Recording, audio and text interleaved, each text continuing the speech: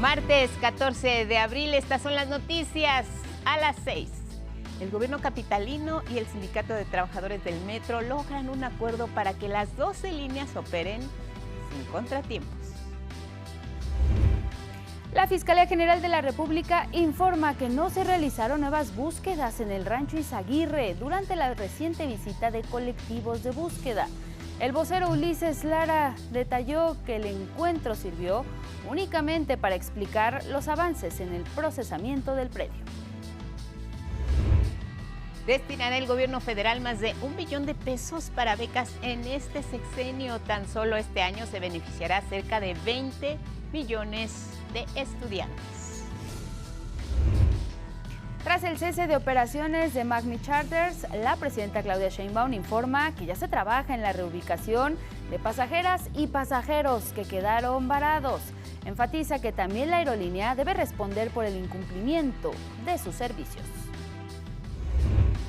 La Cancillería mexicana confirma la muerte de un migrante mexicano más mientras estaba bajo custodia del Servicio de Inmigración en Luisiana, en Estados Unidos. Suman ya 15 las personas de origen mexicano fallecidos bajo resguardo de las autoridades migratorias en lo que va de este año.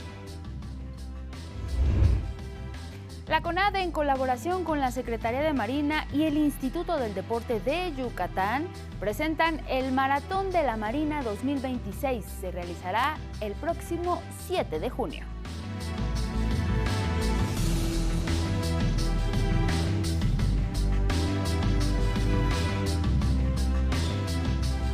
¿Cómo están? Buenos días, gracias que nos acompañan. Una mañana fresca, Angie, aquí en la Ciudad de México. Buenos días. Guadalupe, muy buenos días. Así es, martes 14 de abril, bienvenidas y bienvenidos. Ya lo saben, lo más relevante aquí en nuestra pantalla. Buenos días en radio 95.7 de FM, la frecuencia del Instituto Politécnico Nacional. Estamos disponibles también en todas las redes sociales, las puede ver usted en la pantalla, pero particularmente siga nuestra transmisión totalmente en vivo en Facebook y en YouTube.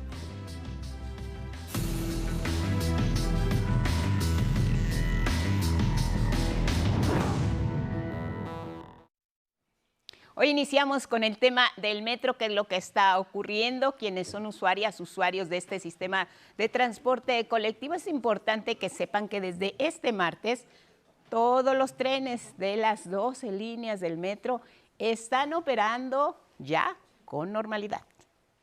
Y mire, esto fue gracias al acuerdo logrado en una reunión entre el gobierno de la Ciudad de México y el Sindicato Nacional de Trabajadores de este medio de transporte. El director del metro, Adrián Rubalcaba, informó que los acuerdos se centran en fortalecer el mantenimiento del sistema de transporte colectivo y redoblar esfuerzos de manera conjunta para brindar así un mejor servicio. También afirmó que se buscan generar condiciones laborales que reconozcan el gran esfuerzo que realizan diariamente trabajadoras y trabajadores del metro. Le compartimos lo que dijo Adrián Rubalcaba, el director del metro. Todas las partes hemos coincidido en que es la prioridad darle mantenimiento al sistema de transporte, mejoramiento de los trenes, de las vías, de la seguridad, sobre todo de los usuarios. También hemos planteado las condiciones laborales de los trabajadores del metro, que sin duda hacen un trabajo extraordinario y muy merecido. Y a los usuarios también agradecerles su paciencia. En tanto, el líder de trabajadoras y trabajadores del metro, Fernando Espino, agradeció la apertura de las autoridades y su compromiso para garantizar el buen funcionamiento de este transporte, en beneficio, por supuesto, de millones de personas, pasajeras y pasajeros. Así lo expresó. Nosotros expresamos nuestro reconocimiento a la jefa de gobierno de la Ciudad de México, a ti en lo particular, por esta apertura que se da de diálogo, en el cual seguramente va a ser en beneficio de los trabajadores, de los usuarios y del sistema en general.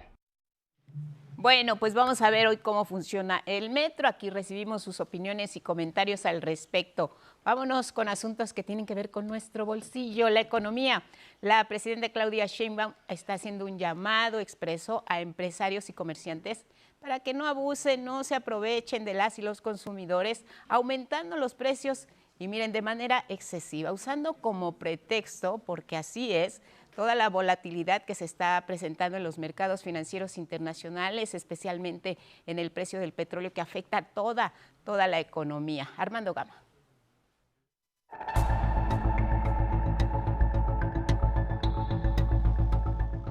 ¿Cómo se pasan algunos? No puede ser que aprovechen esta circunstancia algunos para enriquecerse. No hay motivos para aumentar los precios de las gasolinas y productos de la canasta básica, aseveró la presidenta Claudia Sheinbaum y llamó a empresarios gasolineros, comerciantes y a productores a no especular con el conflicto en Asia Occidental para subir sus precios. Muchas veces es especulación y nosotros no podemos ser omisos ante la especulación de muchos productos. Entonces tenemos que sentar a los gasolineros, tenemos que sentar a los productores, a los comercializadores y entre todos hacer un gran esfuerzo por el país y por las familias mexicanas. La mandataria anunció reuniones para esta semana con gasolineros y dijo que el fin de semana comprobó que en zonas de Puebla, Tlaxcala y Morelos el litro de diésel se vende hasta en 30 pesos. Advirtió que la Profeco exhibirá a las gasolineras que tienen precios altos de manera injustificada. Si hay precios muy altos se va a poner una manta muy grande, una lona, que diga no compres aquí. Está muy alto el precio del combustible. Les recordó que reciben hasta 5,000 millones de pesos cada semana de subsidios para topar el litro de la gasolina magna en menos de 24 pesos y el diésel en 28 pesos con 28 centavos. Si no estuviéramos interviniendo para apoyar el precio de la gasolina y del diésel, la gasolina estaría en más de 30 pesos el litro. El diésel estaría sobre 32, 33 pesos el litro. Otorgar esos apoyos, dijo, significa mayor austeridad en el gobierno. Entonces nosotros cumplimos con el uso responsable de los recursos y nosotros nos apretamos al máximo para poder apoyar a la gente. La titular del Ejecutivo adelantó que para esta semana también se reunirá con productores, comercializadores y distribuidores para mantener los precios pactados en noviembre pasado de la canasta básica en 910 pesos. Con imágenes de Eduardo Casanova e información de Armando Gama, 11 Noticias. Y hablando de inflación, el INEGI informó que en marzo mexicanas y mexicanos que viven en el ámbito urbano necesitaron 4,940 pesos para acceder a la canasta básica de alimentos y servicios. En el ámbito rural requirieron 3,553 pesos para cubrir necesidades básicas como alimento, transporte, vivienda, educación, salud y vestido. Detalló que debido a la inflación, el costo de los productos aumentó 7,9% a tasa anual, esto en el ámbito rural, y 8,1% en el ámbito urbano. De acuerdo con el instituto, los rubros con mayor incidencia a la alza en el ámbito rural fueron la canasta alimentaria, el transporte público y los cuidados personales, mientras que en el urbano fueron la canasta igualmente alimentaria, pero también está la educación, la cultura y la recreación, así como el transporte público. Bueno, terminaron las vacaciones, mucha gente ya está de regreso a las actividades. ¿Cómo estuvo el saldo final en este periodo de Semana Santa? Guardia Nacional hizo el siguiente reporte. Afortunadamente, saldo blanco, disminución de 15% en accidentes en carreteras. El general en retiro, Cruz Isaac Muñoz, director de seguridad en carreteras, destacó la actuación responsable de las y los ciudadanos que utilizaron estas vías para salir de vacaciones. Ha habido algunos incidentes, pero yo les puedo indicar que es saldo blanco. Afortunadamente, la disuasión que hace la Guardia Nacional a través de sus recorridos a pie y en carretera, y también la presencia de la Guardia en los sitios arqueológicos, culturales, playas. Se reportó que el tramo Veracruz-Ciudad de México fue el de más accidentes carreteros. Aun cuando persiste la demanda de mejorar la seguridad, las y los automovilistas reconocen los resultados de este operativo. Para la gente que viajamos, lo vi muy bien, realmente sí se vio el cambio y pues la verdad la seguridad se vio en estas cuestiones, ¿no? La verdad las carreteras se sienten bien. Nosotros tuvimos oportunidad de ir a Oaxaca y vimos bastante vigilancia y eso pues nos da un poco de seguridad a las familias que tuvimos la oportunidad de salir. Bueno, y mire, respecto a las personas que se quedaron varadas en diferentes destinos, principalmente en Cancún, allá en Quintana Roo, luego de que la aerolínea Magni Charters anunciara el cese de sus operaciones por problemas logísticos. Bueno, pues la presidenta Claudia Sheinbaum explicó que desde el fin de semana la Secretaría de Infraestructura, Comunicaciones y Transportes se ha encargado de reubicar a personas viajeras en otros vuelos para que puedan regresar a sus lugares de origen. Sin embargo, sí enfatizó la presidenta que la empresa debe responder ante esta situación. Lo mencionó de esta forma. La empresa decidió dejar de volar. Ellos hablan de que son problemas logísticos. Por lo menos así lo comunicaron. Sin embargo, pues lo hicieron sin avisar a los pasajeros de que de un día a otro pues iban a dejar de volar. Estamos viendo la manera de apoyar a estos pasajeros para que puedan tener vuelos para poder regresar a sus lugares de origen. Entonces, ese ICT está dando todo el apoyo necesario a los pasajeros. Profeco y las autoridades correspondientes pues revisarán por qué se hizo esto y pues que la empresa responda, ¿verdad? En tanto, el titular de Profeco, Iván Escalante, refirió que ya se estableció un canal de comunicación con la Cámara Nacional de Aerotransportes para atender las quejas de las personas afectadas. Así lo dijo. Y hoy vamos a hacer una visita física a las instalaciones que tenemos registradas en la Procuraduría para ver si todavía podemos encontrar personas con quien tengamos interlocución en caso de que hubiera quejas por parte de personas consumidoras. Vamos con otros asuntos. La Fiscalía General de la República indicó que no se realizaron actividades de búsqueda en el Rancho Izaguirre de Jalisco durante la pasada visita de colectivos que están, por supuesto, tratando de localizar a sus familiares o a otras personas desaparecidas. Ulises Lara, quien es vocero de la Fiscalía, detalló que solo se explicaron los avances del procesamiento de este predio, el Rancho Izaguirre. Durante la diligencia que referimos, se brindó información a las personas integrantes de los colectivos, quienes participaron en calidad de observadoras en las áreas previamente procesadas, sin que se llevaran a cabo actividades de prospección orientadas a la búsqueda de nuevos indicios. Asimismo, mediante una presentación a cargo de una perita en materia de antropología forense de la Agencia de Investigación Criminal, se explicaron los avances en el procesamiento del predio.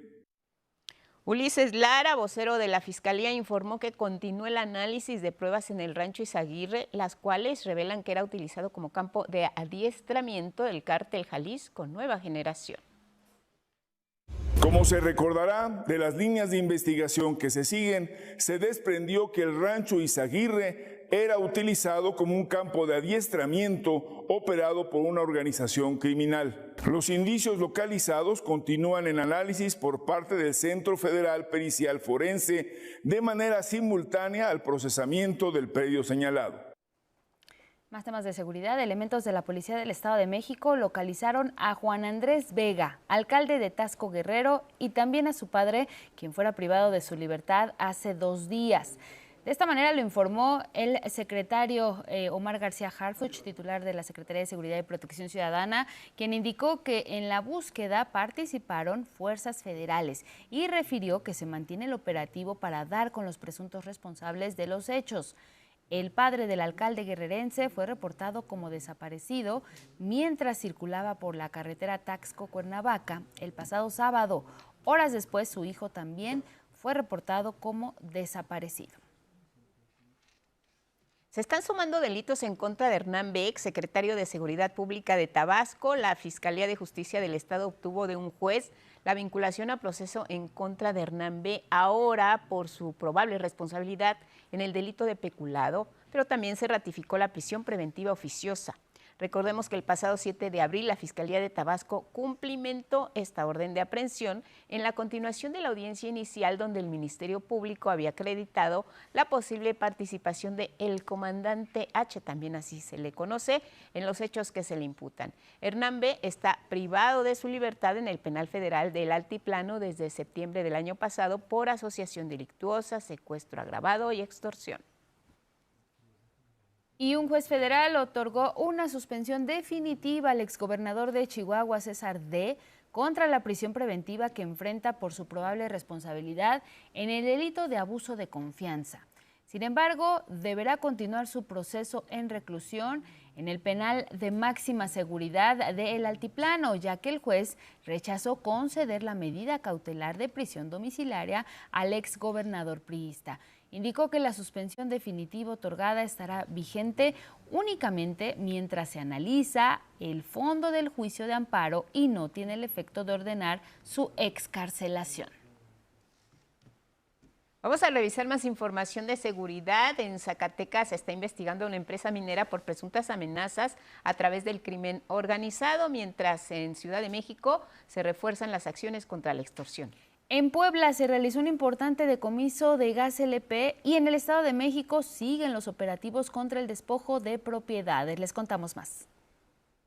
Autoridades investigan a la minera Camino Rojo, ubicada en Zacatecas, por presuntamente amenazar a sus trabajadores a través de la delincuencia organizada. La presidenta Claudia Sheinbaum indicó que este martes el Gabinete de Seguridad dará detalles del caso, denunciado por los propios trabajadores. Ninguna empresa, ni las mineras, ni ninguna empresa que utilice cualquier forma de amedrentar a los trabajadores, no solamente no está dentro de la ley si hace esto, sino que además hay delitos que perseguir si se demuestra que esto fue así. El gobierno capitalino y representantes de la sociedad firmaron el Pacto contra la Extorsión para fortalecer el combate contra este delito. Entre las medidas, destaca fortalecer la cultura de la denuncia, acompañar a las personas que denuncien y se contemplan cambios legislativos. Un nuevo tipo penal, un nuevo delito que le llamamos coerción, que le llamamos lo que conocíamos como tentativa a la extorsión, hoy estamos presentándolo ya como hostigamiento coercitivo. La propuesta contempla que el hostigamiento coercitivo y la extorsión consumada se consideren delitos graves. En Puebla, elementos de la Marina incautaron más de 36,000 litros de gas LP y detuvieron a 6 personas, tras el cateo en un inmueble del poblado de Canautla. Además, se aseguraron tanques y 3 vehículos que presuntamente se utilizaban para el transporte del combustible. Como parte de la operación Restitución en el Estado de México, han sido asegurados 1,827 inmuebles relacionados con delitos de despojo y contra la propiedad. De este total, 1,034 ya fueron devueltos a personas que acreditaron su legítima posesión, lo que representa un avance importante en la recuperación del patrimonio de las familias mexiquenses. Los operativos son realizados por autoridades federales, estatales y municipales y se han intensificado en distintas regiones de la entidad. Tan solo en la última semana se efectuaron cateos e inspecciones en municipios como Ecatepec, Chalco, Toluca y Nezahualcóyotl, donde se aseguraron 39 inmuebles, en su mayoría casas habitación. Vamos al pronóstico del tiempo para las próximas horas. Para este martes se prevén lluvias importantes al norte de México, así como altas temperaturas en entidades del norte, centro y sur del país. Esto debido a la interacción del Frente Frío número 44 en el noroeste y una línea seca en el norte. Propiciará lluvias fuertes en Coahuila, Chihuahua, Nuevo León y Tamaulipas. Más hacia el centro se prevén algunas precipitaciones aisladas en Sonora, Durango, Zacatecas, San Luis Potosí y Guanajuato. Asimismo, en Querétaro, Hidalgo, Tlaxcala, Ciudad de México, Morelos, Guerrero, Michoacán, Veracruz, Campeche, Yucatán y Quintana Roo. El Servicio Meteorológico advierte que dichas lluvias podrían estar acompañadas con descargas eléctricas y posible caída de granizo. Las temperaturas más altas de este martes se presentarán en Sinaloa, Nayarit, Michoacán y Guerrero. Llegarán hasta los 45 grados. En cambio, el termómetro se mantendrá en menos de 40 grados en Baja California Sur, Sonora, Durango, Zacatecas, Coahuila, Nuevo León, Tamaulipas, Puebla, Morelos, Jalisco, Colima, Oaxaca, Chiapas, Campeche y Yucatán. Tome sus previsiones. 11 Noticias. Y mire, le damos algunos avisos importantes. Si aún no sale de casa o ya va rumbo a la escuela o al trabajo, hay corte la circulación sobre la avenida Chapultepec, desde la calle de Morelia hasta Guaymas. Puede evitar la zona por la calle de Puebla. También mire, a vuelta de rueda la calzada Ignacio Zaragoza, desde la estación del metro Acatitla hasta superar calle 7. Hay asentamientos ligeros sobre Ejército Nacional desde Mariano Escobedo hasta Ferrocarril de Cuernavaca. Y avanza sin complicaciones anillo periférico en la zona sur desde Insurgentes hasta Viaducto Tlalpan. El metro, ya le dábamos cuenta al inicio de este espacio que todo estaba con normalidad. Sin embargo, sabemos la línea 2 de la estación San Antonio Abad cerrada, no hay paradas ahí. Se sigue todo hasta terminar esta línea. Chabacano, Viaducto cuentan con cierre especial, por lo que se brinda servicio de RTP a partir de las 8 de la noche. Y mire, se restablece la circulación luego de un accidente, esto en la autopista La Tinaja Isla, esto a la altura del kilómetro 20 con dirección a La Tinaja, y le hablamos del estado de Veracruz. Bueno, pues vamos a la pausa, regresamos con más noticias al volver, que nos acompañe. Así es, inversión histórica en apoyo a estudiantes.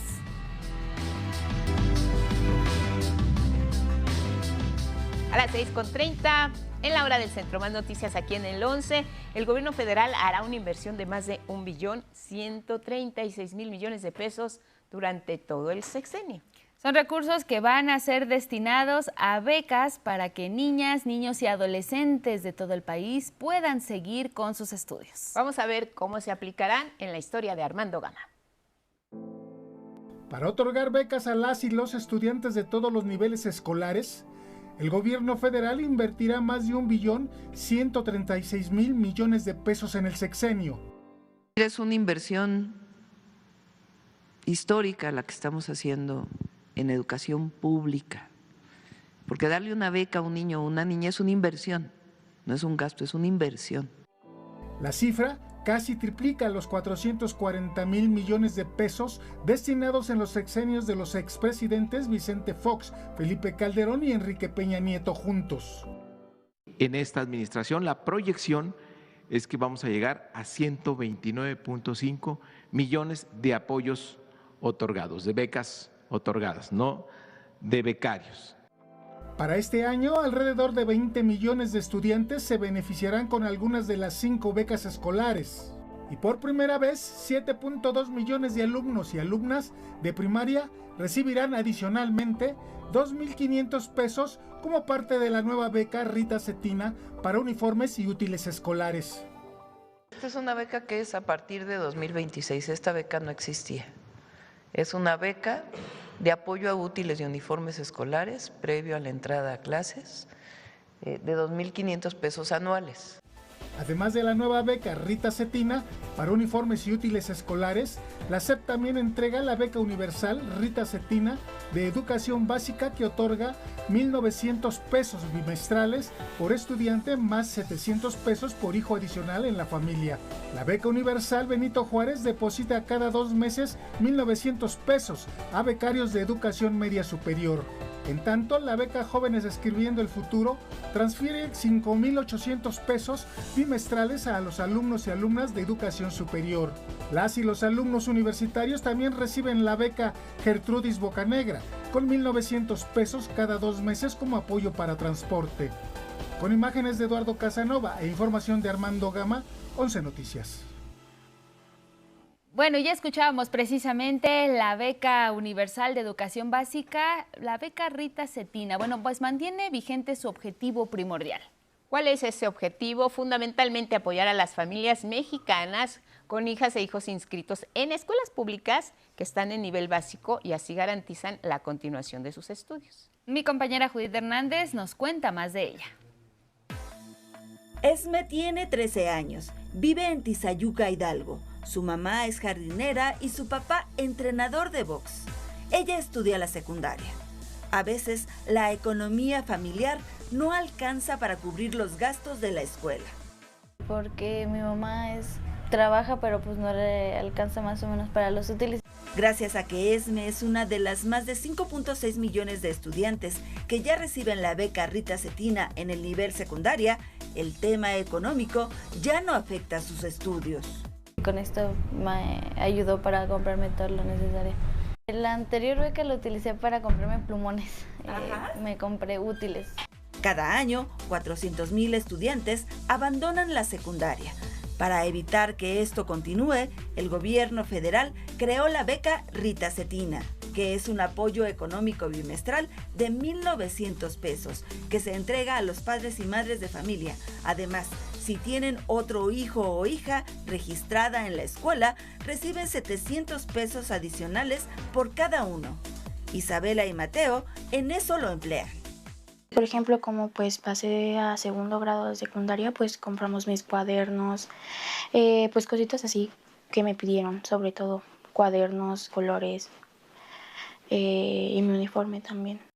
Sobre todo para cosas escolares, ¿no? O sea, con ello compré mi uniforme, libros, cuadernos, plumones y pues de vez en cuando compraba, no sé, un gusto. A Mateo le alcanzó incluso para comprar cuerdas para su guitarra que toca de forma autodidacta. En 2026, la beca Rita Cetina incorporará a más de 8.4 millones de estudiantes de primarias públicas a quienes otorgarán un pago anual de 2,500 pesos por cada estudiante para la compra de útiles y uniformes escolares. Con imágenes de David Ramírez, Cristian Aguilar y Cristian Meléndez, 11 Noticias, Judith Hernández. Vamos a hablar ahora del Mundial porque la cuenta regresiva para el arranque de esta fiesta sigue su marcha. ¿Y usted sabe quién es el técnico mexicano con más victorias al frente de la selección nacional? Varonil, por supuesto, se lo contamos.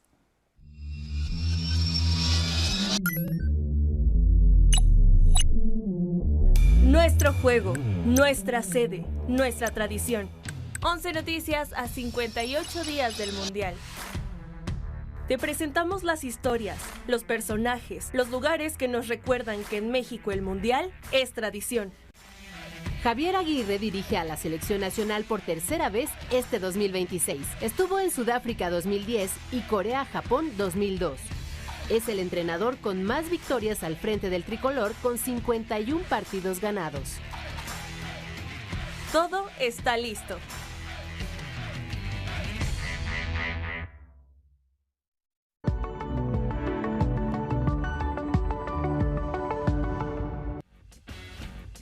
Bienvenido, buenos días, Juan Pablo San Esteban y los deportes. ¿Cómo estás? Hola, Juan Pablo. Angie Lupita, muy buenos días. Buenos días para todas y todos. Vamos con los deportes porque un momento en el partido entre Mazatlán y Pumas vuelve a poner sobre la mesa el machismo en el fútbol con la árbitra Katia Itzel García en el centro de la polémica.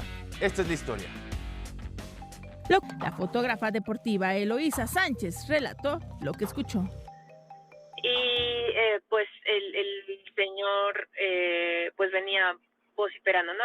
Diciendo cosas, haciendo muchos ademanes con las manos, y cuando llega como a unos 5 metros de la entrada del vestidor, de su vestidor, voltea como hacia donde estamos nosotros y pues no era como que muy difícil de no escucharlo porque lo venía gritando. Pues grita la frase, ¿no? Que se me quedó muy grabada. Tras lo ocurrido, intentó reportar la situación con el comisario del partido.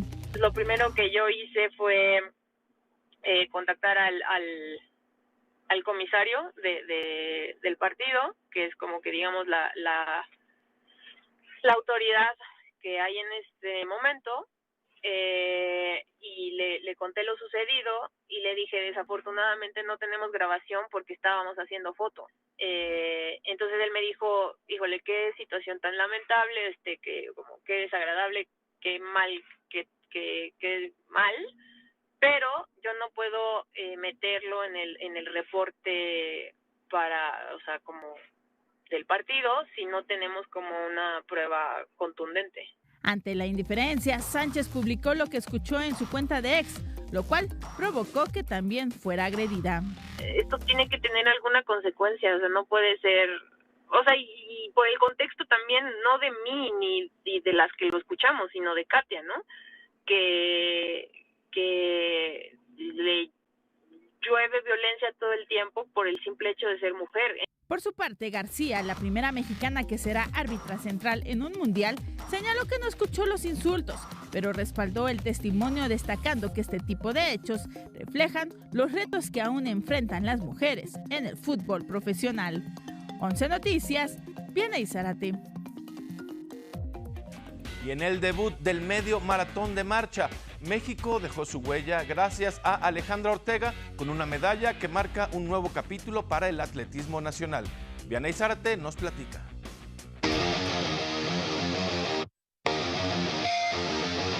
La marchista mexicana Alejandra Ortega escribió una página histórica para el deporte nacional. Conquistó la medalla de plata en el Campeonato Mundial de Marcha por Equipos Brasilia 2026 en el debut de la prueba de medio maratón femenil. Con un tiempo de 1 hora, 35 minutos y 21 segundos, es la segunda mejor del mundo, detrás de la bicampeona peruana Kimberly García, quien consiguió el oro. El resultado representa la primera medalla mundial para México en este nuevo formato de la marcha. Obviamente me hace soñar en una medalla olímpica, pero tengo que seguir trabajando, seguir luchando, seguir esforzándome todos los días para poder conseguir esto, porque pues también esta medalla es de 23 años de mi carrera deportiva, entonces no ha sido fácil. Alejandra se colocó en una lista histórica de medallistas mexicanas en campeonatos del mundo, junto a Graciela Mendoza, Guadalupe González, Valeria Ortuño y Alecna González. Esta medalla es para todos los mexicanos, muy en especial para mi familia, para las generaciones que vienen atrás de nosotros, que sea yo alguien que pueda seguir inspirando. Este año, Ortega ganó también el oro en California en los 10 kilómetros, en el medio maratón del Tour Continental en la Ciudad de México y bronce en Dudinska. Es 2 veces olímpica y campeona centroamericana. 11 Noticias, Vianey Zárate. La basquetbolista mexicana de doble nacionalidad Gabriela Jaques hizo historia en el draft 2026 de la WNBA al ser seleccionada dentro del top 5. Jaques fue elegida en la 5ª posición global por el Chicago Sky, convirtiéndose en la primera jugadora México-estadounidense en entrar entre las mejores 5 basquetbolistas. La CONADE, en colaboración con la Secretaría de Marina y el Instituto del Deporte del Estado de Yucatán, anunció la celebración del Maratón de la Marina 2026, que se realizará el domingo 7 de junio. La salida será en el Monumento a la Bandera, en el Paseo de Montejo, y la meta en el Malecón de Puerto Progreso. La Federación Mundial de Deportes Acuáticos anunció que eliminará las restricciones que exigían que los atletas rusos y bielorrusos fueran sometidos a un proceso de verificación y compitieran como neutrales en eventos como los Campeonatos Mundiales y Juegos Olímpicos. Esto tras la invasión a Ucrania en 2022. La World Aquatics determinó que los nadadores clavadistas y jugadores de waterpolo rusos y bielorrusos podrán competir sin restricciones con su bandera, himnos nacionales de cara a los Juegos Olímpicos de Los Ángeles 2028, lo cual provocó la condena de Ucrania. En meses pasados, otras federaciones como la de Taekwondo y Judo también readmitieron a los deportistas rusos y bielorrusos. Hasta aquí los deportes. Angie, Lupita, buenos días. Lamentable lo que ocurre en el fútbol mexicano. Las expresiones misóginas y machistas siguen, Juan Pablo, porque no solo es lo que se expresó en contra de la árbitra, sino también pues que no le creyeran a la fotógrafa que reporta lo que había sucedido, y no es suficiente su palabra, se necesita tener audios, pruebas, etcétera. Lamentable.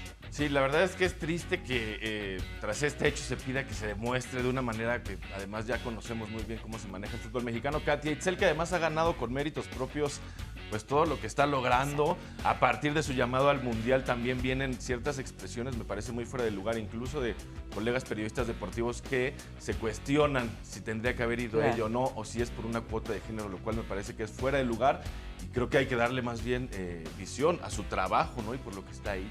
Es que parece que no entendemos que estamos en otros tiempos donde las mujeres... Mira, absolutamente ya no hay que demostrar nada, el trabajo está ahí. En el caso específico de Katia, árbitra mexicana que tiene todos los méritos para ocupar el lugar que ocupa, una sanción a quien la ofende, quien comete violencia de género en su contra con solo un partido y solamente por las protestas que hizo en cancha, dejan de lado lo que es más importante, que es sancionar la conducta y la actitud misógina hacia una mujer que lo único que está haciendo es su trabajo. Elogiamos desde aquí su tarea y reconocemos también la respuesta que da como una mujer que sabe lo que quiere y hacia dónde va. Porque en su respuesta que da en redes sociales donde dice, yo sigo haciendo mi trabajo y prácticamente digan lo que digan y hagan lo que hagan, yo voy a cumplir. Por supuesto que está bien, pero creo que esto tiene que llevarse a otras instancias porque debe de haber una sanción. No se puede volver a repetir un hecho como este. Es correcto, Lupita, triste. Y enoja, la verdad, enoja. Sí, no, cómo no, porque además se le quita, te digo, el mérito que tiene por su trabajo, ¿no?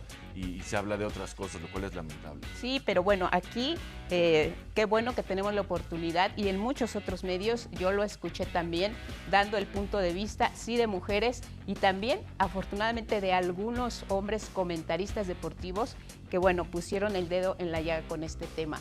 Hay que seguirle la pista y una sanción así pues creo que no deja satisfechos a ninguno contra el técnico de Mazatlán, ¿no? Así es, y seguiremos exigiendo el respeto que merece, ¿no? Y lo van a ver en el Mundial, su trabajo, ahí va a quedar. Gracias, Juan Pablo. Gracias. Te vemos pronto y nos vamos con más porque mire, las grandes historias también se saborean. Canal 11 está de manteles largos porque se estrena el programa Letras a Fuego Lento. Es una propuesta innovadora que entrelaza la literatura y la gastronomía. Es conducido por el chef Alejandro Fuentes y el escritor y periodista Federico Mastrogiovanni, quienes nos van a llevar por una experiencia sensorial, en donde las palabras se transformarán en ingredientes, técnicas y sabores. En cada capítulo, una receta inspirada en una obra literaria que se va a cocinar en vivo, todo mientras analizan el contexto, personajes y un universo creativo. Esta nueva producción, ahí Canal 11 está reafirmando su compromiso con la difusión cultural. No se lo pierda, es el próximo jueves 16 de abril, esta misma semana, a la 1:30 de la tarde, por supuesto por la pantalla de Canal 11 y también en las redes sociales.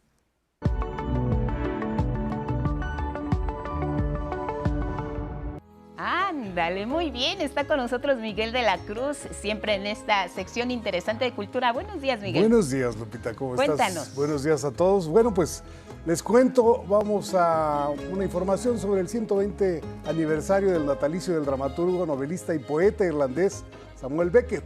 Recordamos 3 de sus obras esenciales. Sus obras transformaron la forma de hacer y entender el teatro. En ellas, ideas intangibles como la ausencia, el dolor o la desesperanza cobran forma en el escenario. Samuel Beckett, Nobel de Literatura en 1969, es uno de los dramaturgos imprescindibles del teatro universal. Este 13 de abril se cumplieron 120 años de su natalicio y lo recordamos con sus obras fundamentales. La historia más conocida del irlandés es Esperando a Godot. Publicada en 1952, en ella creó a 3 de los personajes más populares a nivel mundial, Vladimir y Estragón, además de Godot, personaje que nunca se conoce. Quizá la obra más representativa del teatro del absurdo, en la que simboliza el tedio, el sinsentido de la existencia y la ausencia de significado. En Final de Partida, Beckett plantea nuevamente un mundo marcado por la desolación. En el texto, publicado en 1957, retrata a 2 personajes en su codependencia diaria. Ham, un hombre ciego, y Club, su ayudante. En su rutina diaria se revela lo inevitable de las jerarquías, el destino y las relaciones sociales. Otro esencial es la última cinta de Krapp, estrenada en 1958 como monólogo a un solo acto, inspirado en una experiencia personal al escuchar a un actor leer fragmentos de su propia obra. En ella, retrata a un hombre viejo que graba su diario en un magnetófono y al hallar un archivo antiguo, encuentra en su yo joven una versión que le provoca disgusto y aversión. Explora temas como la desconexión con el pasado y la insatisfacción. 11 Noticias, Mauricio Romo. Bueno, ayer en el Centro Cultural Universitario, en la Sala Miguel Covarrubias, se presentó la escritora Cristina Rivera Garza. Llenó la sala, hubo gente desde muy temprano haciendo fila para escuchar su conferencia. Aquí la historia. En pantalla grande, las imágenes refirieron a su historial académico. Cristina Rivera Garza, licenciada en Sociología por la UNAM con maestría en Historia Latinoamericana y una causa de premios como el Javier Villaurrutia, el Sor Juana Inés de la Cruz y el Pulitzer, además de alrededor de 60 libros publicados entre ensayo, poemas y novelas. Llegó a la Sala Miguel Covarrubias cuando no quedaban asientos libres. Hubo gente que hizo fila desde las 9 de la mañana. Finalmente, la escritora integrante del Colegio Nacional, a las 5 de la tarde dictó la conferencia Cuando la mano feroz de la impunidad te roza la piel, en la que rememoró el asesinato de su hermana a manos de un exnovio. Ángel González Ramos se dio a la fuga y hasta el día de hoy permanece fuera del alcance de la ley, en ese limbo retorcido donde perviven los crímenes sin castigo, a lo que llamamos impunidad. Después de 30 años de este feminicidio, Cristina Rivera Garza recuperó el expediente y reconstruyó los hechos narrados en su libro El Invencible Verano de Ileana, publicado en 2021 y que ha recibido 6 premios, y hace constar cómo la impunidad trastoca la realidad. Una vez que su mano feroz te roza la piel o se mete en tus entrañas, la impunidad le quita el velo de normalidad a la vida de todos los días. Escritora que busca con letras justicia, suma 3 décadas sin encontrarla, a su causa y escritura le siguen cada vez más adeptos. Y creo que Cristina Rivera Garza es una de las mejores voces que tiene la literatura mexicana hoy en día. Usa la literatura como arma para enfrentarnos a realidades. Me pareció muy interesante, o sea, todo lo que dijo me gustó mucho, estuvo muy entretenida la conversación y informativa. Con esta conferencia, Cristina Rivera Garza se sumó al festejo por una década de la cátedra Nelson Mandela. Con imágenes de José Navarro y Cristian Meléndez, 11 Noticias, Miguel de la Cruz. Bueno, la edición 16 del Anuario Estadístico de Cine Mexicano es una herramienta que brinda datos de la industria cinematográfica. Aquí la historia.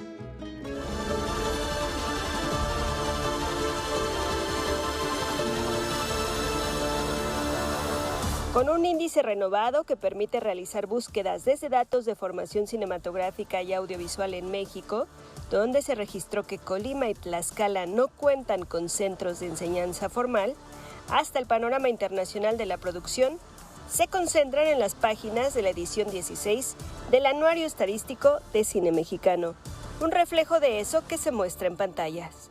Es esa herramienta que nos permite analizar ese presente y proyectar nuestro futuro, como había varias reflexiones que hablaban un poco de lo que es esta radiografía del presente y las preguntas que nos permite hacernos sobre el futuro. Iniciativa colaborativa coordinada por el IMCINE, así como la comunidad de cineastas, investigadores, periodistas e instituciones especializadas en estadística. Presentamos 9 capítulos, iniciando con un panorama macroeconómico que permite dimensionar su relevancia económica para el país y dentro del sector cultural. Este capítulo se hace de la mano de INEGI, con información de la cuenta satélite de cultura. Documento que nos da constancia sobre los caminos que las realizadoras han tomado con 39 óperas primas hechas en el 2025. Hablando de mujeres en el área de formación, se registraron 37.1% de un total de 3.231 personas. En el caso de la producción, de 17.830 participantes, 38% fueron mujeres. Por último, en el caso de festivales, 53% de quienes los integran son mujeres. Destaca la creación de 18,000 empleos directos en producción, la venta de 186 millones de boletos, de los cuales 9.1 millones correspondieron a cine mexicano. Datos a los que este año se suma el seguimiento de películas registradas en otras ediciones del anuario para conocer su desarrollo. Entender que una cosa es el seguimiento que se hace de todos los títulos y qué es lo que está pasando con ellos, cuántos de los que se registraron hace 2 años en este año ya están terminados, qué proyecto que se registró en postproducción el año pasado ya se encuentra terminado, para que podamos realmente ver el seguimiento y cómo se están comportando estos títulos. El Anuario Estadístico de Cine Mexicano ya se puede consultar en línea en la página www.imcine.gov.mx. Con imágenes de Jorge Bejarano, 11 Noticias, Saray Campeche. Vámonos al libro del día, es Donde termina el verano. Ya habíamos puesto este libro de Elma Correa, que ganó un premio con la editorial Sex Barral, Premio Biblioteca Breve 2026, pero fue a distancia. Vino aquí al canal y dije, pues hay que platicar con ella, así que ahí está el libro del día. El libro ya no me pertenece, el libro es ahora de los lectores. Es una historia sobre amistad y culpa.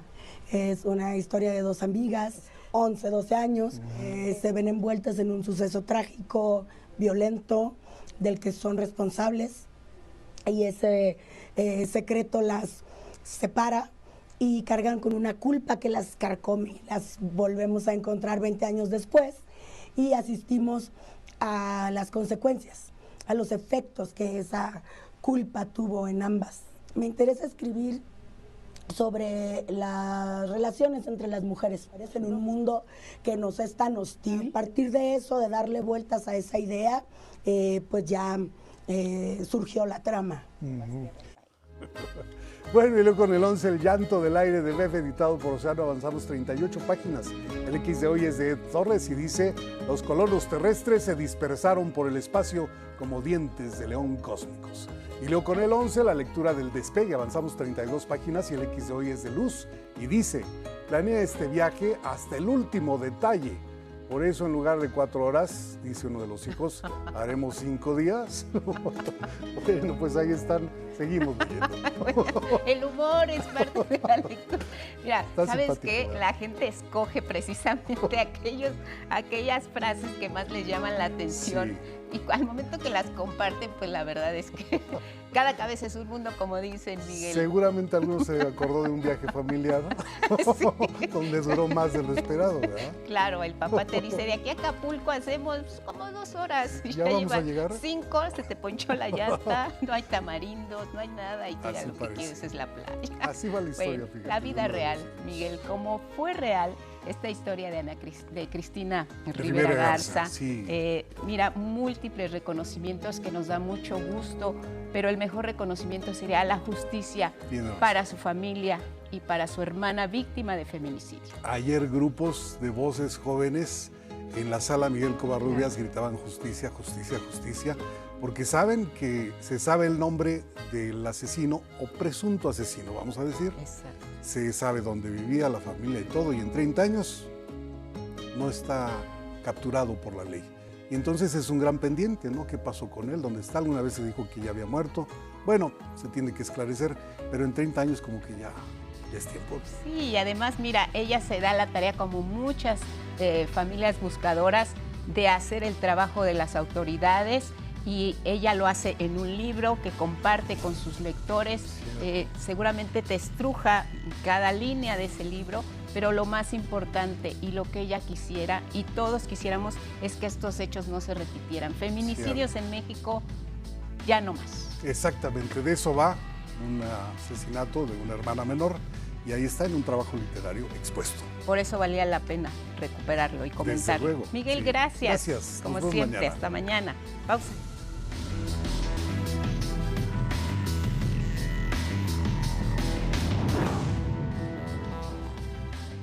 Siete de la mañana en el tiempo del centro. Si nos está sintonizando, le tenemos un resumen de noticias. La presidenta Claudia Sheinbaum asegura que no hay motivos para subir el precio de los combustibles ni de la canasta básica, pese a los ataques en Asia. Tras detectar el litro de diésel hasta en 30 pesos, la mandataria advierte que la Profeco exhibirá a quienes incumplan y va a impulsar reuniones para topar los precios en todo el país. Un juez federal otorga suspensión definitiva al exgobernador de Chihuahua, César D., contra la prisión preventiva que enfrenta el exmandatario. Deberá permanecer recluido en el penal de máxima seguridad del Altiplano mientras continúa con su proceso. Tras 2 días de haber sido privado de su libertad, el alcalde de Taxco y su padre fueron hallados con vida en el Estado de México. El gobierno y representantes de la sociedad civil firman en la capital el pacto contra la extorsión para combatir este delito de manera integral. La estrategia contempla desde cambios legislativos hasta un acompañamiento directo a las víctimas. En España, la flotilla Sumut 2 se prepara para zarpar desde Barcelona hacia Gaza. Esto con ayuda humanitaria a territorio palestino. Gabriela Jaque se convierte en la primera jugadora méxico-estadounidense en ser seleccionada dentro del top 5 del draft profesional. Mire, en Perú le hemos estado informando, se realizó la primera vuelta de los comicios presidenciales. Compitieron 35 candidatas y candidatos, un récord de personas. Esto en medio de la fuerte fragmentación política que vive ese país. Pues ya cuando se han contabilizado más del 60% de los sufragios, la candidata derechista Keiko Fujimori, quien por 4ª ocasión busca la presidencia, se ha colocado a la cabeza de las preferencias con alrededor del 17% del total de los votos, una cifra baja que refleja la dispersión del electorado. El también candidato derechista Rafael López Aliaga sigue como segundo puesto con casi el 14%, 13.9%. En su campaña, López Aliaga propuso expulsar a personas migrantes de Venezuela. Con millones de votos aún por contabilizar, no está definido quién va a acompañar a Fujimori en la segunda vuelta. El proceso también ha estado marcado por un alto número de votos en blanco y nulos, el reflejo del descontento ciudadano. A continuación les compartimos la opinión de un votante. Ha sido caótico. Ha habido muchas colas, muchos retrasos y bueno, el hecho de que muchas personas no hayan votado ha sido como bastante negativo, ¿no?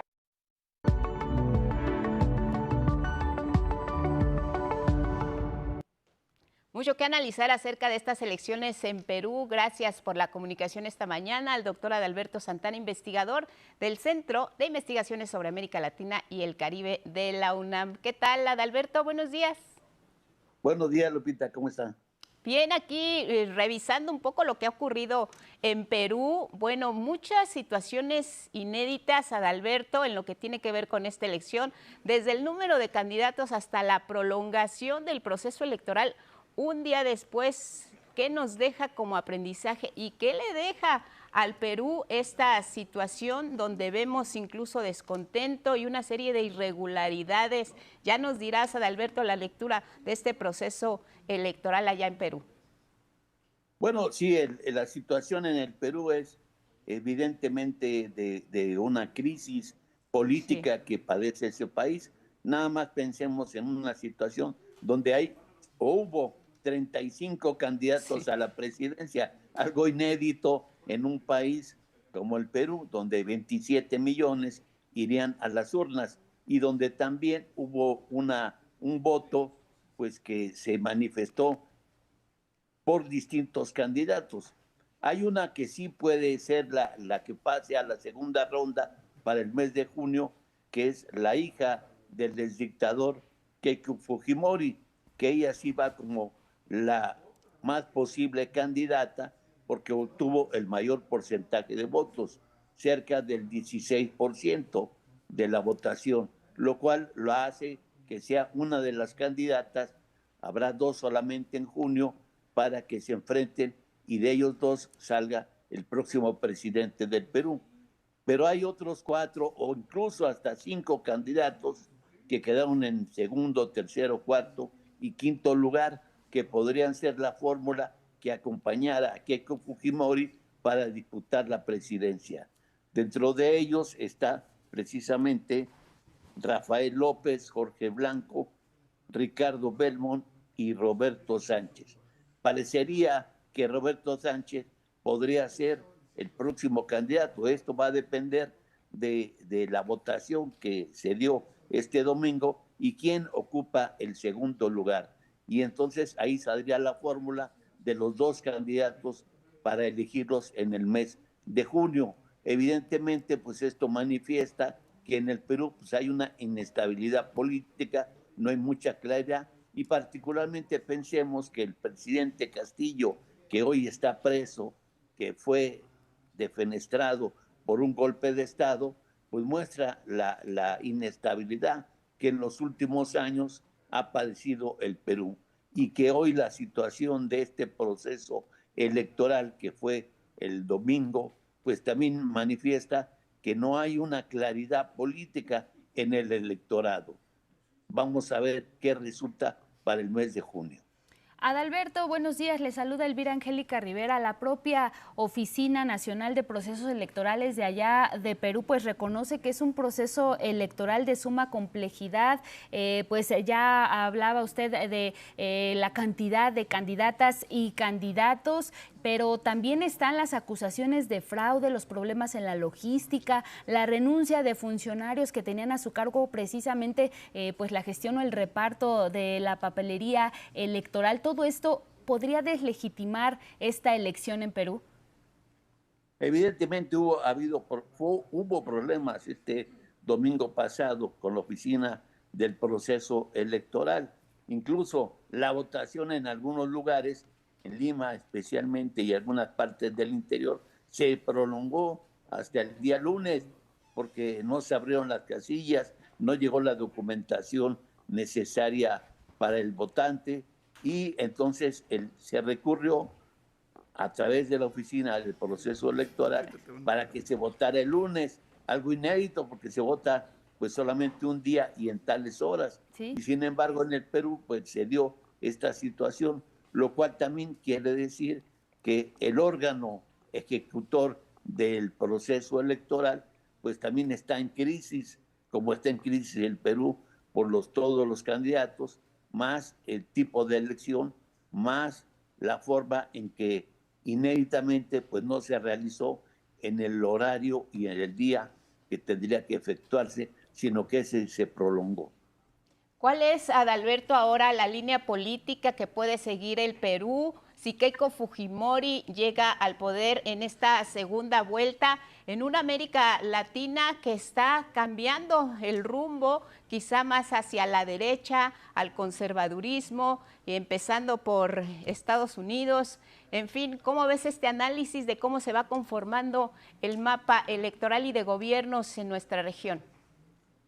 Sí, el mapa de América Latina pues ha ido cambiando, y particularmente Sudamérica, dijéramos, sí, ¿no? México, Centroamérica, tienen una distinta, dijéramos, expresión a la de Sudamérica. En México pues gobierna la izquierda, en Centroamérica también, el caso, por ejemplo, de Guatemala, de Nicaragua, donde claramente el presidente Ortega pues es de izquierda, o el presidente Arévalo también con una tendencia de centro izquierda, y solamente Honduras, que acaba de vivir un proceso electoral, dijéramos recientemente, llegó a la derecha. En cambio en Sudamérica pues hay esta disputa, evidentemente Lula es de izquierda en el Brasil, pero hoy en día está tornándose hacia la derecha, particularmente con Milei en Argentina, por ejemplo, en Ecuador con Noboa, y ahora vamos a ver entonces el resultado del Perú, hacia dónde se va a inclinar. Si gana Fujimori, Keiko Fujimori, pues evidentemente es de la ultraderecha, o si llega también el candidato Rafael López, pues es ultraconservador, pero si llegara en segundo lugar Roberto Sánchez, que es un candidato de centro izquierda, pues se manifestaría otra tendencia entre Fujimori y Roberto Sánchez, que es muy probable que ellos sean los candidatos a elegirse en el mes de junio, y ahí se va a disputar si pasa el Perú a ser gobernado por la ultraderecha o por la centroizquierda. Ahora, Adalberto, ¿ves alguna diferencia ahorita que precisamente estás planteando estas tres posibilidades, pero particularmente pues los que van punteando, por lo menos los últimos resultados, los más recientes resultados, pues es entre Keiko Fujimori y Rafael López Aliaga? ¿Ves diferencias entre ambos proyectos, la derecha y el ultraconservador, pues lo que le espera a Perú?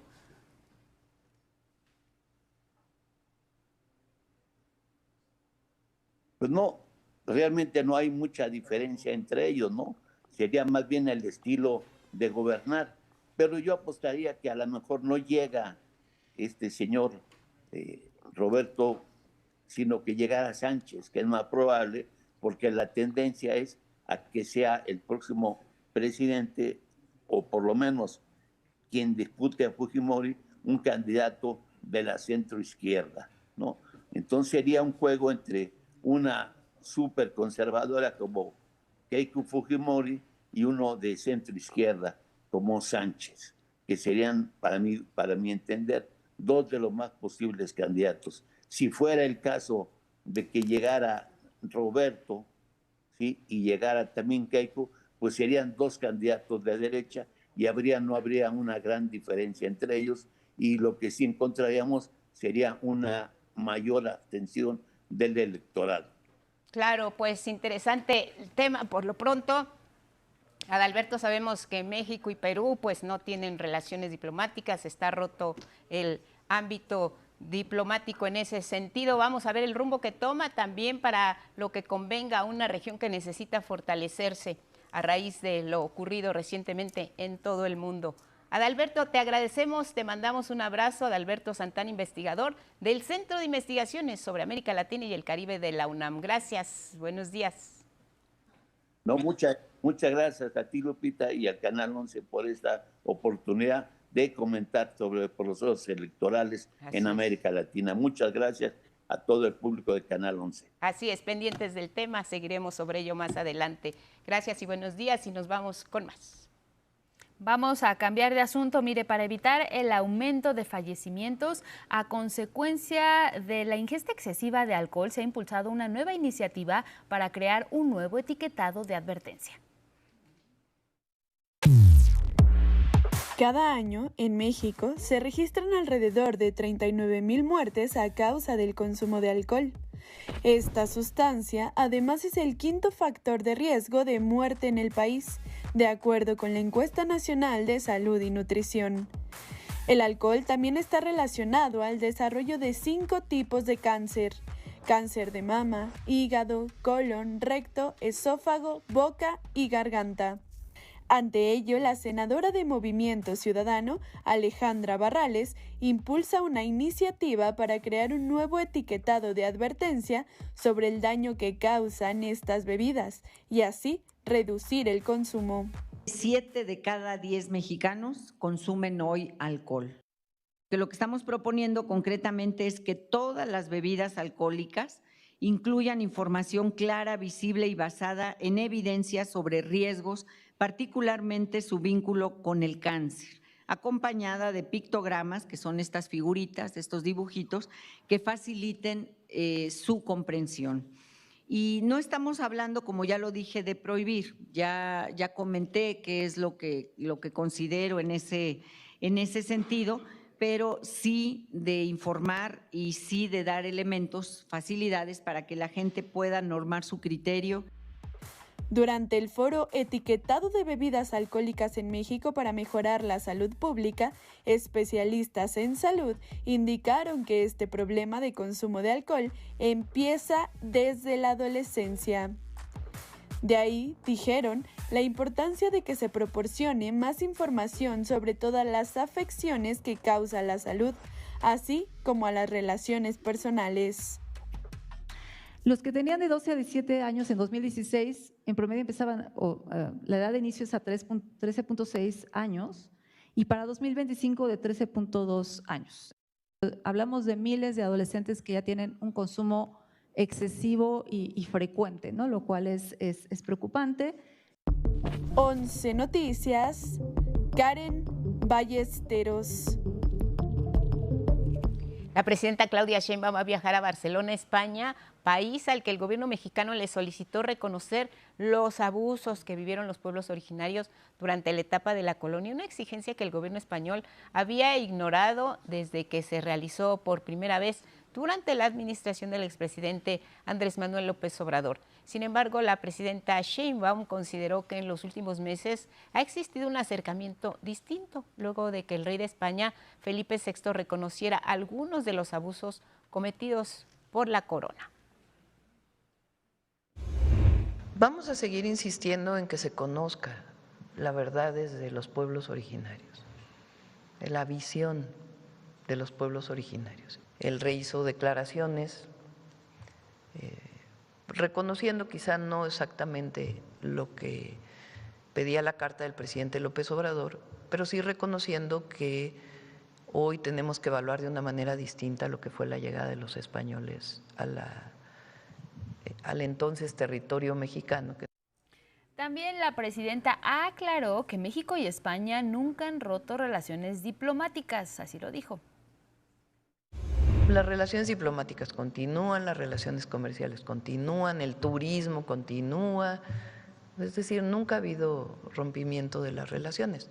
Lo que hay es una interpretación muy distinta de lo que fue la conquista o la llegada de los españoles a México.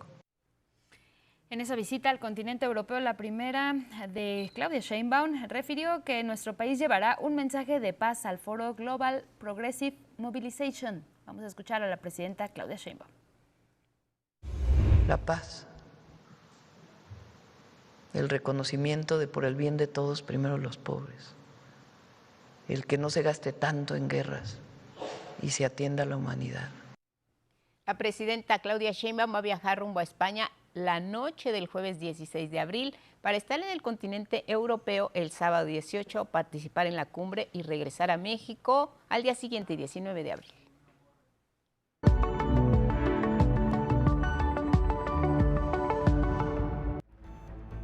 Momento de actualizarnos en la información internacional. Heriberto Martínez, bienvenido, buenos días. ¿Cómo Muchas estás, gracias. Eri? Bien, Buenos días. ¿Ustedes qué tal? Guadalupe, Angélica, Todo buenos bien, días. gracias. Así es, comenzamos con la información en Estados Unidos, porque la Secretaría de Relaciones Exteriores informó que el mexicano Alejandro Cabrera Clemente, de 49 años de edad, falleció cuando se encontraba bajo custodia del Servicio de Inmigración y Aduanas ICE, el sábado pasado en el Centro Correccional de Winfield, Luisiana. Hasta el momento, la causa de la muerte sigue bajo investigación. El hombre migrante estaba detenido desde el pasado 8 de enero. El Consulado de México en Nueva Orleans contactó a su familia para brindar la asistencia y acompañamiento legal correspondiente. Igualmente se mantiene en comunicación con las autoridades pertinentes para conocer la causa de muerte y circunstancias previas con el objetivo de esclarecer plenamente los hechos. Con la muerte de Cabrera Clemente suman 15 mexicanos fallecidos bajo custodia del Servicio de Migración ICE. La inestabilidad en el estrecho de Hormuz por el cierre estadounidense ha provocado que líderes mundiales reaccionen. Una de las voces que se han pronunciado es Giorgia Meloni, primera ministra de Italia, quien esta mañana informó sobre la suspensión del acuerdo de cooperación militar con Israel. Además, Reino Unido anunció que el próximo viernes se llevará a cabo en París la cumbre que estudiará una misión de paz internacional en Hormuz.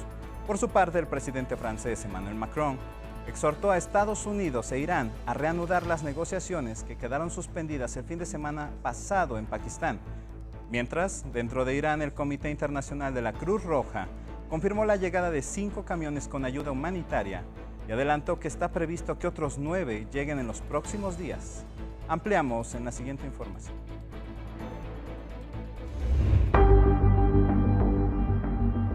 Pakistán fue escenario de las tensas conversaciones que intentaron alcanzar el cese al fuego definitivo entre Estados Unidos e Irán, pero fracasaron.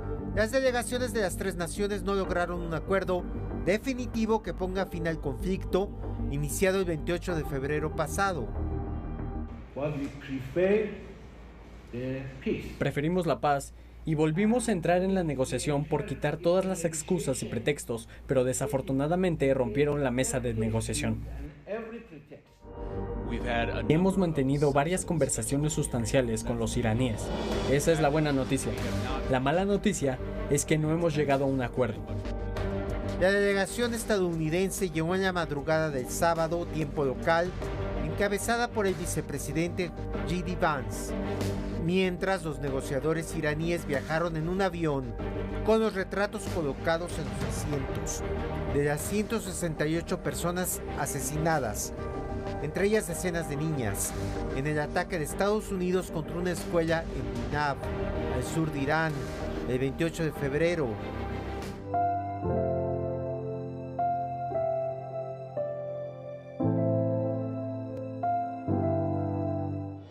Tras el fracaso, Donald Trump dijo que había ordenado este lunes a la Armada estadounidense bloquear el acceso de barcos a los puertos iraníes en el estrecho de Hormuz, usando el mismo sistema que emplean en el mar contra personas que acusan sin pruebas de narcotráfico.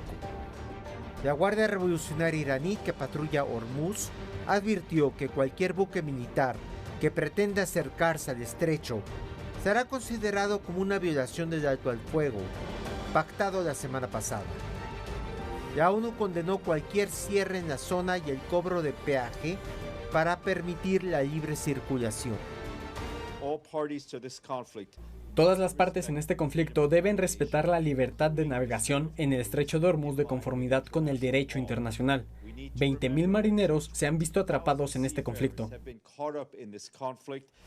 La inestabilidad de la situación en el estrecho de Hormuz y las constantes amenazas de Donald Trump han provocado la inestabilidad de los mercados en diversas ocasiones.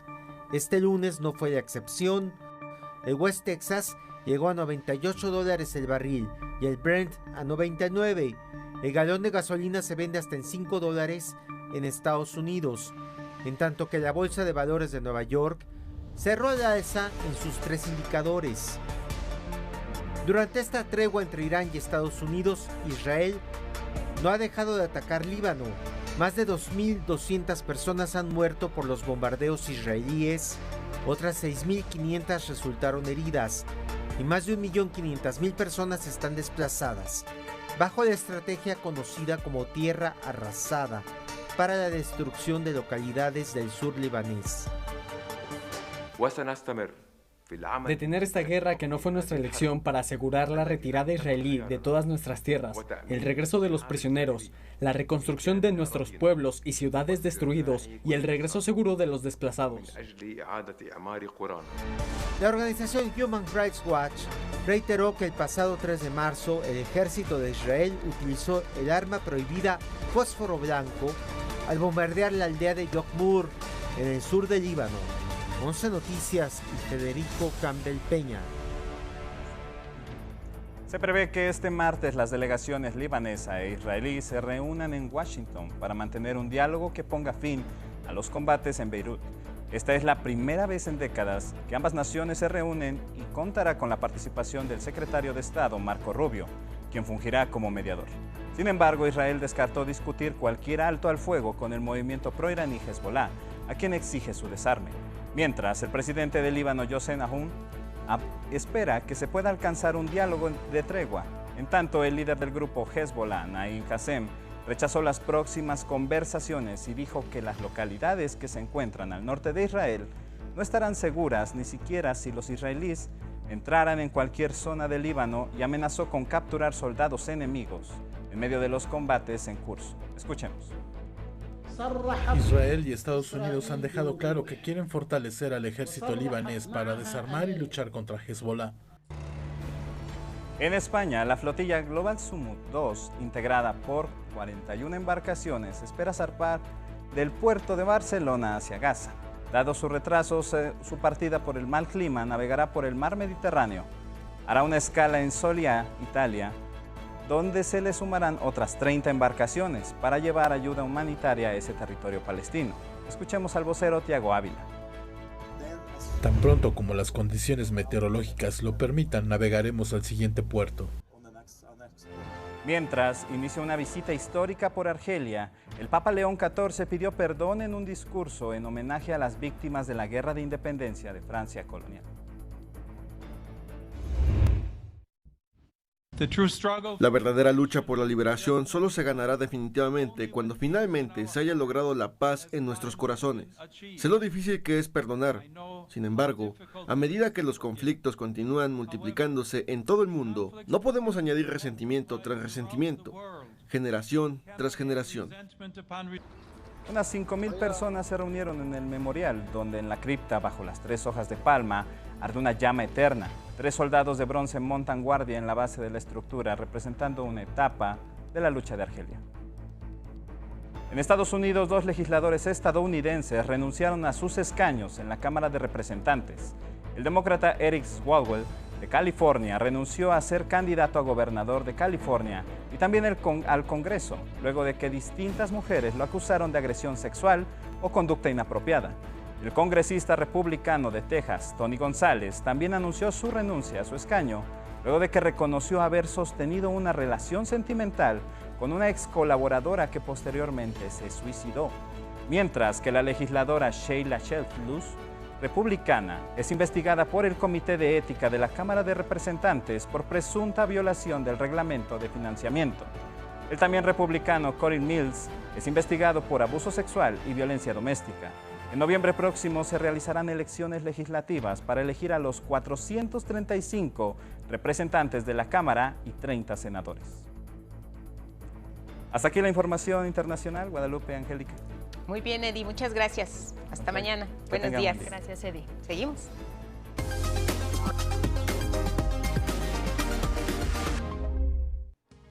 Tiempo de la ciencia. Carlos Guevara Casas, ¿cómo estás? Buenos días, bienvenido. Hola, Carlos. Hola, ¿qué tal? Buenos días, Angélica, Lupita. El gobierno de Colombia anunció su determinación para aplicar eutanasia a 80 hipopótamos dispersos en una región conocida como la Cuenca del Río Magdalena.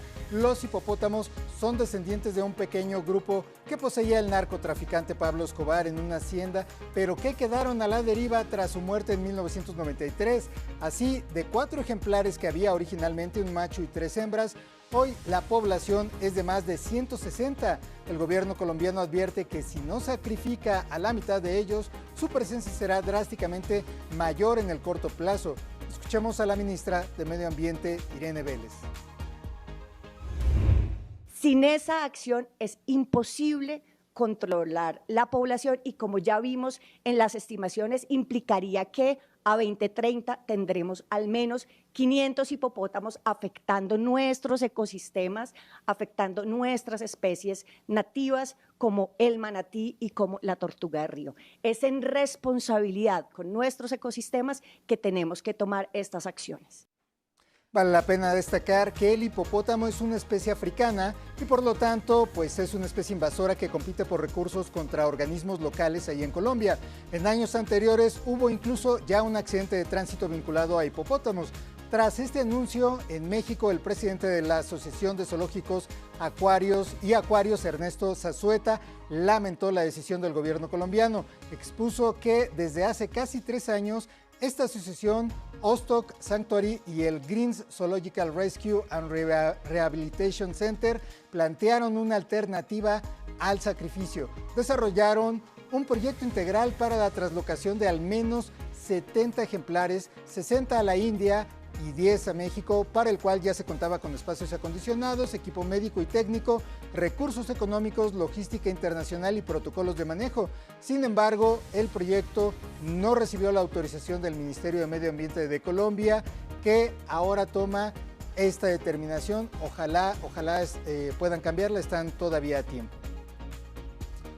Y bueno, lo que parecía algo irrepetible, la remisión de un paciente portador de VIH que se dio en 2009, se ha presentado nuevamente. El paciente de 2009, conocido como paciente Berlín, este caso se conocía así como paciente Berlín, fue el primer caso de alguien que se recuperó por completo luego de un trasplante de células madre como terapia contra el cáncer. Este virus, el virus del VIH, destruye las células de defensa del organismo y se mantiene latente en la médula ósea, por lo que al sustituirla con un trasplante, el VIH puede ser removido, puede desaparecer, la gente se cura. Desde el paciente Berlín se han corroborado otros 9 casos, es decir, hay 10 casos en la historia. Y el más reciente, es el de un paciente noruego de 63 años al que se le realizó en 2020 un trasplante de médula ósea de su propio hermano, para intentar ayudarle por un cáncer en la sangre. El resultado es que desde entonces el conocido ya ahora como paciente Oslo no ha presentado virus detectable ni en sangre ni en intestinos, pero este caso es aún más asombroso. El hermano tiene una mutación que bloquea la infección por el virus del VIH, una mutación protectora que pasó al paciente, es decir, a su hermano, cuando le trasplantaron la médula ósea. Maravilloso y además sorprendente. Y bueno, investigadores de la Universidad Estatal de Arizona identificaron por primera vez en delfines y orcas a una familia de virus, hablando también de virus, pero que están presentes en muchos mamíferos, incluidos nosotros. Casi el 100% de los seres humanos tiene este virus, donde suelen estar normalmente sin causar problemas. El estudio, que ha sido publicado en la revista Journal of Virology, reporta que este virus llamado Anelovirus se detectó en 4 especies de cetáceos del Caribe: la ballena piloto de alena corta, orcas falsas, orcas y delfines manchados. Se identificaron 69 genomas de virus que se agruparon en un nuevo género con 22 especies. Para lograrlo se utilizó una técnica que detecta y analiza material genético de los virus que esté en cualquier ser vivo. Esto facilita el descubrimiento de virus desconocidos. Hay varias preguntas derivadas de este hallazgo, por ejemplo, cómo llegaron estos virus a los cetáceos, o si siempre han estado ahí, pero solo hasta ahora se les ha podido detectar. Y bueno, un amplio equipo de la Universidad de East Anglia en Inglaterra publicó recientemente que calculó la antigüedad de restos de un perro prehistórico, y que resultaron ser mucho más viejos de lo que se sabía o de lo que se esperaba. Se trata de un cráneo de una cachorra de unos pocos meses de edad encontrado en Turquía, del que se usó su material genético para estimar qué tan viejo era, y el resultado fue que databa de aproximadamente 16,000 años, lo que significa que se trata del registro genético más temprano de un perro hasta el momento. El anterior se calculaba en unos 11,000 años, es decir, este hallazgo agrega unos 5,000 años al tiempo de convivencia humana canina. El equipo de investigación también analizó material genético de otro perro de 14,300 años en el suroeste de Inglaterra. Estos hallazgos muestran cómo los canes se extendieron por Europa durante el último periodo glacial, que terminó 3,000 años más tarde. Aunque no se conoce con certeza la función que cumplían estos animales en la vida de las comunidades nómadas, pues es posible que hayan sido lo de siempre: nos protegían y nos ayudaban a cazar, y seguro nos hacían compañía y nos hacían fiestas a la hora de llegar pues a la cueva. Y si usted lo duda, pues le presentamos estas imágenes.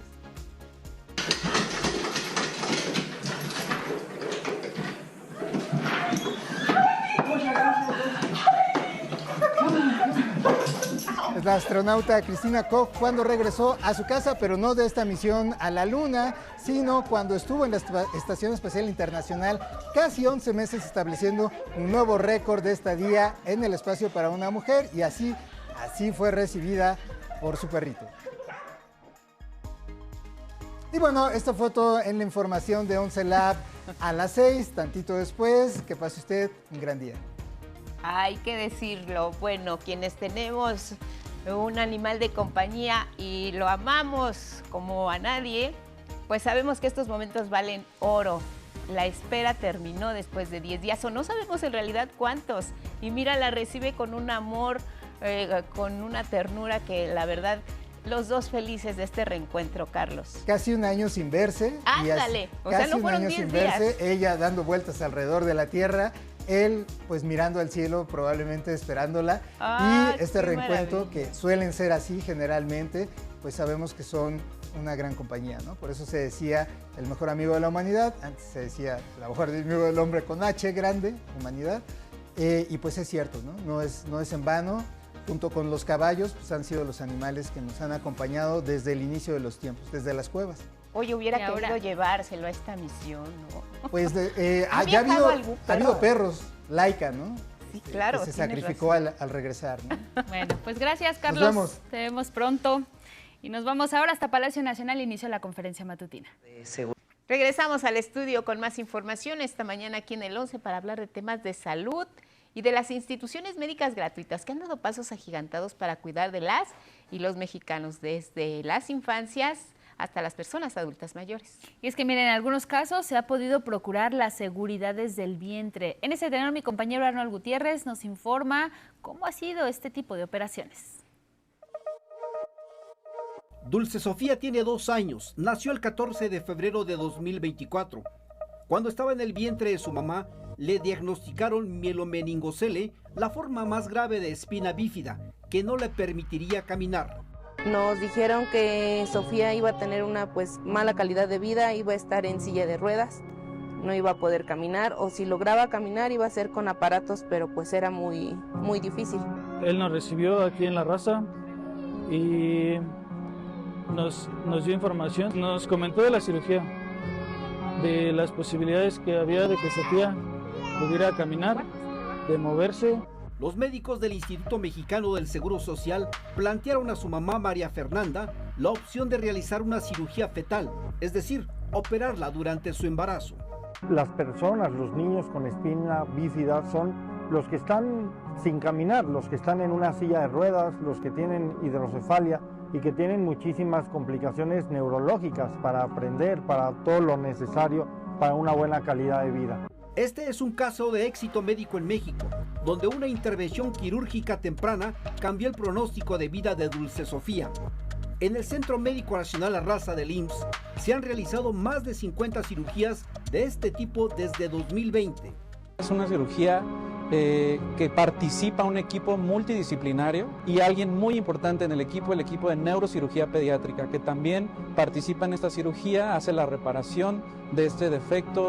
El IMSS cuenta con 3 centros de referencia nacional para cirugía fetal, ubicados en el Centro Médico de Occidente en Guadalajara y 2 en la Ciudad de México, donde todas las mujeres embarazadas que a sus bebés se les diagnostique una malformación congénita pueden ser evaluadas y atendidas oportunamente, no importa el estado donde vivan. Ahora Sofía es una niña alegre, feliz, traviesa, le encanta jugar, le encanta el fútbol. 11 Noticias, Arnold Gutiérrez. Y mira, aquí en la Ciudad de México, un juez declaró culpable a Alejandro por el intento de feminicidio de Natalia Lane, ocurrido el 16 de enero de 2022, esto en un hotel cerca del Metro Portales. Tras su salida de la audiencia, Natalia Lane agradeció a quienes la han apoyado durante este proceso y aseguró que aún quedan varias audiencias en las que se va a determinar el tiempo de la sentencia, así como la reparación del daño que deberá cubrir su agresor. Bajo las consignas de Alejandro es culpable y sí se pudo, Natalia Lane fue recibida al exterior de los juzgados, en donde agradeció a quienes la han acompañado durante este proceso. También señaló que es fallo condenatorio, es un acto de justicia para todas las mujeres trans. Así lo dijo. Hoy nos devolvieron un poquito, solo un poquito, de toda la justicia que nos deben. De todo el daño histórico, de todo el silenciamiento de las putas, de las transexuales, de las travestis y las trans. Tenemos más información nacional. Autoridades federales investigan las denuncias del caso de la minera Camino Rojo en Zacatecas, que supuestamente contrató a la delincuencia organizada para amenazar a sus trabajadores, informó la presidenta Claudia Sheinbaum. Durante el periodo vacacional de Semana Santa, la Guardia Nacional reportó saldo blanco y una reducción del 15% en los accidentes carreteros del país. En tanto, en los 4 aeropuertos internacionales de Cancún, Tulum, Cozumel y Chetumal de Quintana Roo, principales destinos turísticos, se realizaron 640 operaciones aéreas este fin de semana.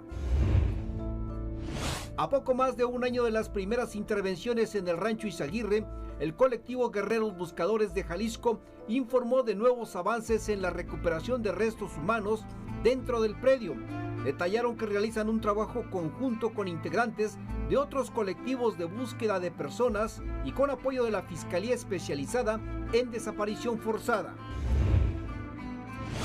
La jefa de gobierno, Clara Brugada, firmó el pacto contra la extorsión en la Ciudad de México para combatir este delito. La estrategia busca fortalecer la denuncia, mejorar la seguridad de comerciantes y ciudadanos y detener a extorsionadores.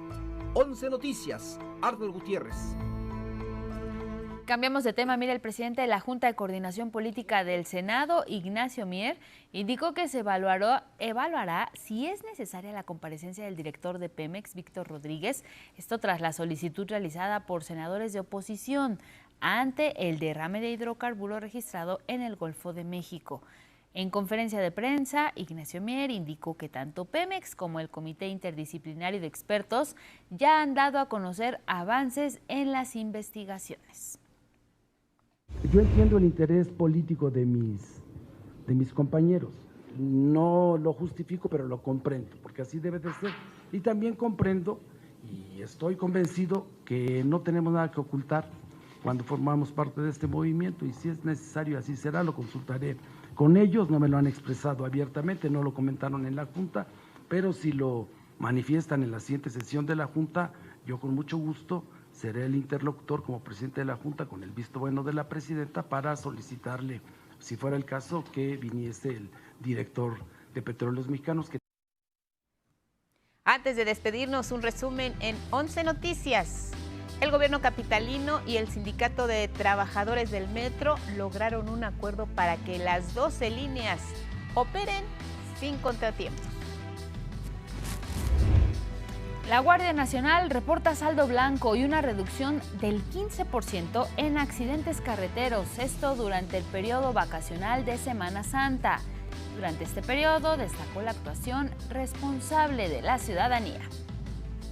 Hace unos momentos, en la conferencia matutina, el secretario de Seguridad y Protección Ciudadana, Omar García Harfuch, ofreció detalles sobre el rescate con vida del alcalde de Taxco Guerrero, Juan Andrés Vega, y de su padre, quienes fueron privados de la libertad desde el 11 de abril y donde existen indicios de los posibles responsables. Tras confirmarse la no localización de esta persona, se tiene conocimiento, los primeros informes ya nos dirá más adelante la Fiscalía General de Justicia de Guerrero, que está recabando declaraciones.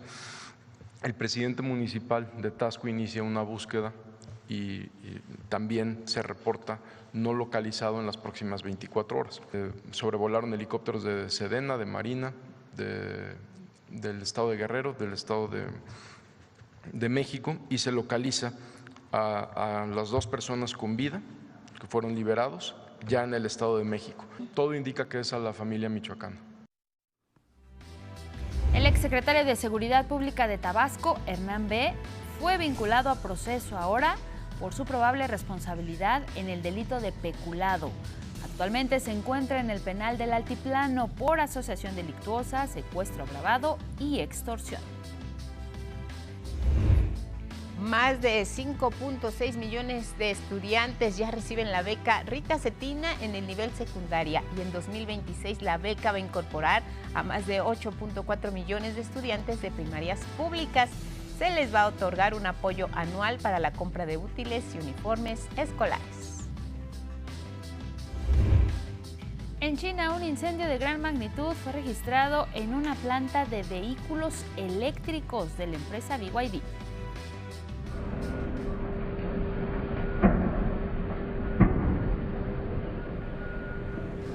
Las autoridades informaron que el incendio ocurrió por el mal manejo de materiales, lo que provocó que el fuego se extendiera por almacenes de vehículos de prueba y unidades fuera de uso. Afortunadamente no hubo víctimas. Bueno, pues así llegamos al final de este espacio informativo. Gracias a quienes nos siguieron a través de redes sociales y a través de Radio Instituto Politécnico Nacional. Saludamos con gusto a personas que nos ven desde Tecámac y desde Crosby, Texas. Nos vamos, Guadalupe. Nos vamos, los esperamos mañana muy temprano. Pásenla bien. Buenos días. Buenos días.